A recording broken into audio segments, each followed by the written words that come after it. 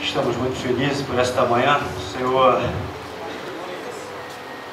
Além da alegria de ter vocês aqui, a presença mais especial, o que de mais especial poderia acontecer conosco, foi a presença do Senhor.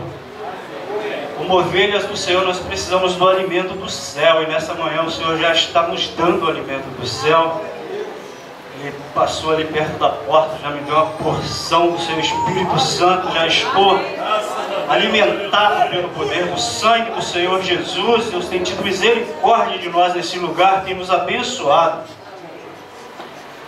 E hoje de manhã, de repente veio à minha mente a meditação que eu gostaria de compartilhar com a igreja. Eu durante muito tempo, o Senhor me deu alguma coisa assim, falava muita coisa comigo e eu ficava só para mim. Era um ensinamento para mim, como esse também é um ensinamento para mim.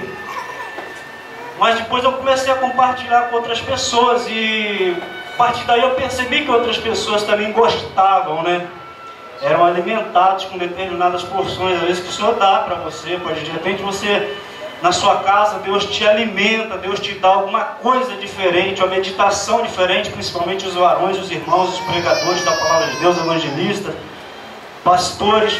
Eles leem algum texto bíblico e têm uma visão diferente, entendem de uma forma diferente, porque o Espírito Santo está mostrando um outro lado, um outro ensinamento que existe dentro daquele texto, daquele referido texto.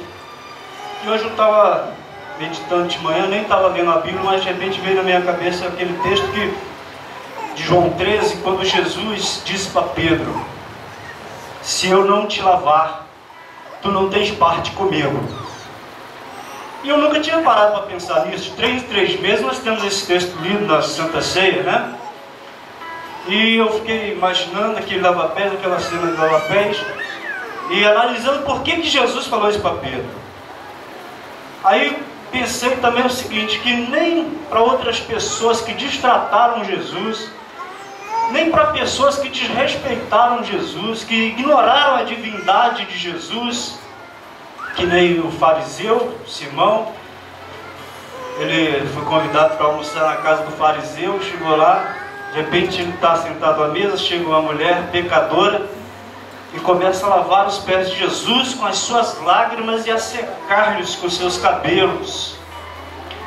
E aquele fariseu pensou, se esse camarada fosse um profeta, pelo menos ele diz que é filho de Deus, olha bem, ele diz que é filho de Deus, ele pensando, se ele fosse pelo menos um profeta, pelo menos se ele fosse um profeta, não vou dizer nem filho de Deus, ele saberia que essa mulher é uma pecadora, ele não poderia tocar nele, porque os judeus, os fariseus principalmente, se uma mulher pecadora tocasse nele, ele ficava imundo até a tarde, ele tinha lá os rituais deles, e ele ficou dizendo que Jesus não era nenhum profeta, e Jesus, sabendo o pensamento dele,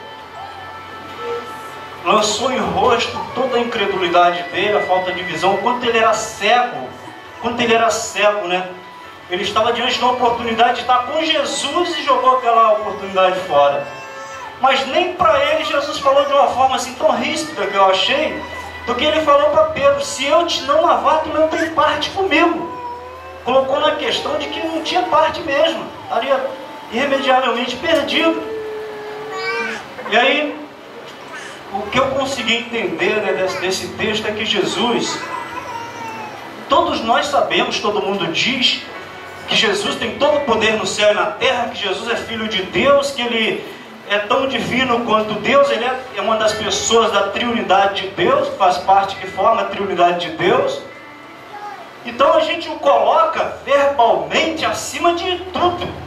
Quando você ouve alguém falar de Jesus empolgado, você percebe que Jesus está acima de tudo, pelo menos pelo que você ouve. Muitas vezes na prática nós não fazemos isso, no dia a dia nós não fazemos isso. E concordamos realmente que Jesus está acima de tudo. Embora não conseguimos obedecê-lo com nossos gestos, com as nossas atitudes, não conseguimos demonstrar isso, pelo menos com a boca conseguimos demonstrar que Jesus tem todo o poder no céu e na terra, que ele realmente é poderoso. Mas naquele momento Jesus não estava querendo mostrar que ele tem todo o poder no céu e na terra. Ele demonstrou isso quando ele ressuscitou Lázaro, 4 dias morto, ele demonstrou que ele tem poder sobre a morte.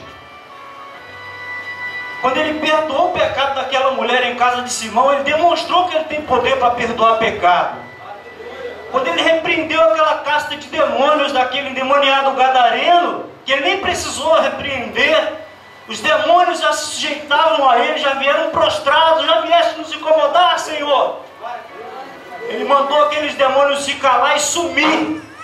Até para eles entrar numa manada de porcos que passava por ali, eles tiveram que pedir permissão a Jesus. Aí Jesus permitiu e eles entrou naquela manada de porcos. Então Jesus já tinha demonstrado que ele tem todo o poder no céu e na terra, sobre as castas, sobre as legiões. Ele também tem poder. Ele disse que se ele precisasse naquela hora de amargura ali, ele chamaria e Deus enviaria para ele até 10 legiões de anjos. Ele tem muito poder. Se um anjo faz uma destruição, imagina todas as legiões. Mas naquele momento, Jesus estava querendo me ensinar uma lição que eu preciso aprender. Talvez só eu aqui preciso aprender essa lição, mais ninguém. Jesus estava querendo que Pedro aceitasse ele ensinar a lição da humildade. Jesus precisava se abaixar e lavar os pés de Pedro, de todos os seus discípulos. Que Jesus tinha todo o poder no céu e na terra, ele já tinha demonstrado. Agora que Jesus era humilde, ele estava demonstrando ali naquele momento. Amém. Embora ele demonstrou a cada passo da sua vida que era humilde, por onde ele foi, as pessoas que realmente se acham importantes, eles fazem uma cadeira com uns varaus, antigamente fazia isso, e colocavam os seus servos para carregar ele, não andava, não pisava no chão, ele tinha todo aquele mimo, aquele conforto. Jesus já estava demonstrando que era humilde há muito tempo, andando com eles iguais a ele, comendo junto com eles, indo na casa deles, que eram pobres, pessoas simples. Mas Jesus não queria dar mais uma lição de que ele era humilde. Ele era humilde. Na hora que precisou, ele se abaixou e lavou os pés. Deu aquele exemplo de humildade para os seus discípulos. Jesus, se ele precisar curar você às vezes pode pensar assim: eu moro numa casinha tão simples. Jesus vai lá. Jesus não olha para a tua casa. Jesus não olha para a tua aparência. Jesus não olha para você, para a roupa que você veste. Jesus é humilde. Uma das coisas que mais me impressiona em Deus e em Jesus é a humildade deles. E uma das coisas que mais me entristece às vezes entre nós, os humanos, que não somos nada, não temos prerrogativas nenhuma, nós somos barro, saímos do barro, vamos voltar para o barro. Muitas vezes nós queremos subjugar, humilhar os nossos irmãos iguais a nós. Muitas vezes nós não demonstramos o respeito que deveríamos demonstrar pelas pessoas que estão em evidência em nosso meio. Os pastores colocados por Deus, evangelistas, diáconos. Mas nessa manhã o Espírito Santo já me ensinou, me mostrou que Jesus, sendo o Senhor de tudo, o Senhor de toda a glória, Senhor com poder no céu e na terra, Ele é humilde também. Ele é humilde, e que se eu quiser segui-lo, eu tenho que segui-lo completo. Essa parte da humildade eu tenho que ter também. Eu agradeço a oportunidade em nome de Jesus. Amém.